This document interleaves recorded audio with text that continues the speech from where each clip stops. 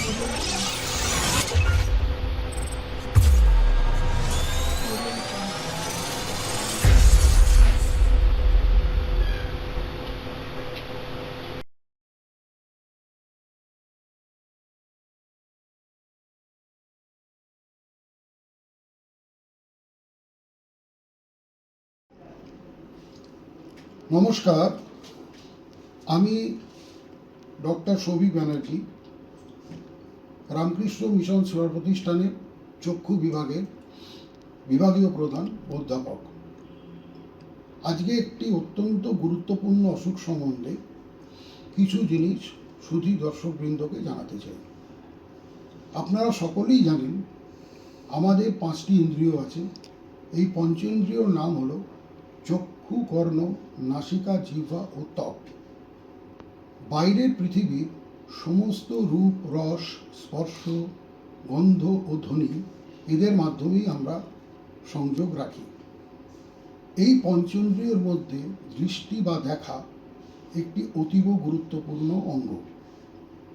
আপনার হাতের যে মুঠোফোন থাকে তার মতোই চোখের ভিতরে রয়েছে একটি আলোক সংবেদনশীল পর্দা বা যাকে আমরা বলি রেটিনা।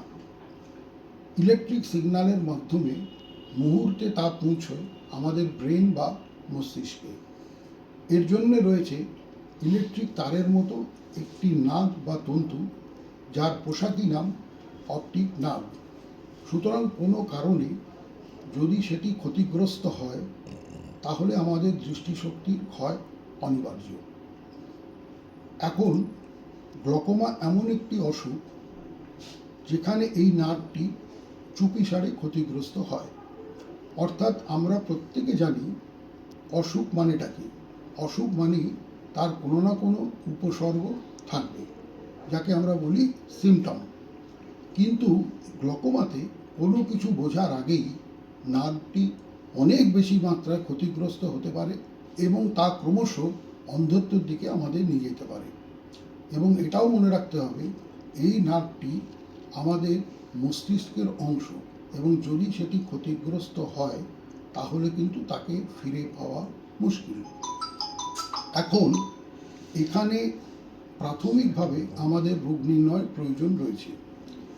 গ্লকোমা আমরা জানি যখন চোখের ভিতরে চাপ বা প্রেশার, ইন্ট্রাঅকুলার প্রেশার যাকে বলা হয়, সেটা অধিক মাত্রায় হয়ে থাকে। তাহলে এখানে আগেই জানতে হবে যে নর্মাল ইন্ট্রাঅকুলার প্রেশার কত।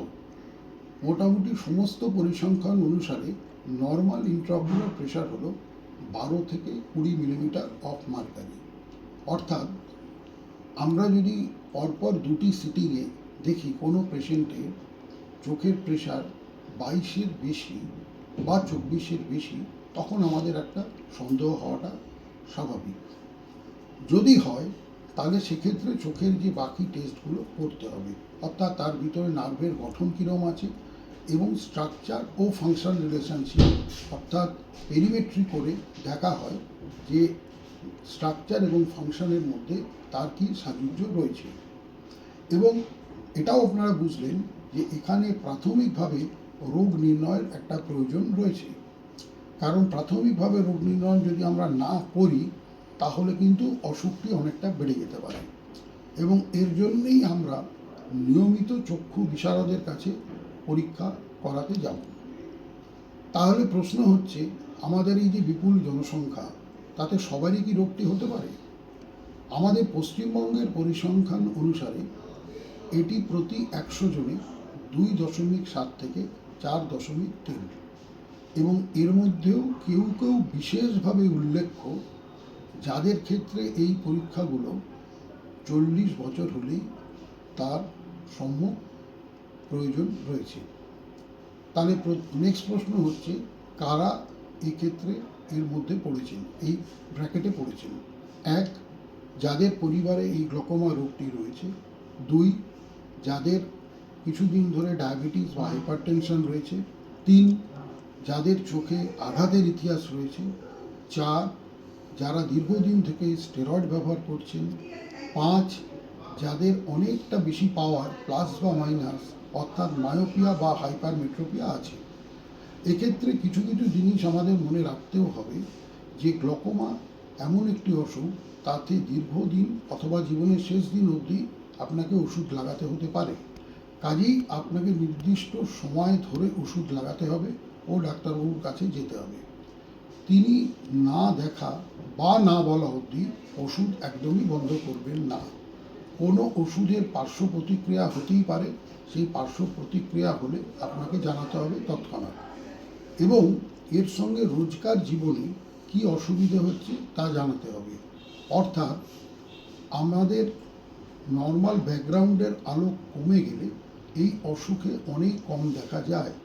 কাজেই আপনার নিত্যকার রুটিন অনুসারে কিছু কিছু জায়গায় সাবধানতা অবলম্বন করতে হবে। যেমন সিঁড়ি ওঠানামা, রাস্তা পেরোনো, চেয়ার টেবিলের কোণাগুলিকে এড়িয়ে চলা, রাত্রে হলুদ রঙের চশমা ব্যবহার, ডিজিটাল জগতে সাবধানে বিচরণ প্রভৃতি। এবং গ্লকোমা রোগীর ক্ষেত্রে অ্যাক্সিডেন্টের মাত্রাও কিন্তু অনেক বেশি, কারণ তাদের চোখের পেরিফেরাল ভিশনটা কমে যায়। সেদিকেও আমাদের কঠিনভাবে নজর রাখতে হবে। এছাড়া আরও কিছু কিছু জিনিস আপনাদের খেয়াল রাখতে হবে। যেমন ব্যায়াম যদি করেন, তাহলে কোমরের উপরিভাগের যে সমস্ত ব্যায়াম আছে, বিশেষত শীর্ষাসন এবং চক্রাসন, তাকে এড়িয়ে চলতে হবে। জল খেলে একবারে বেশি জল খাবেন না।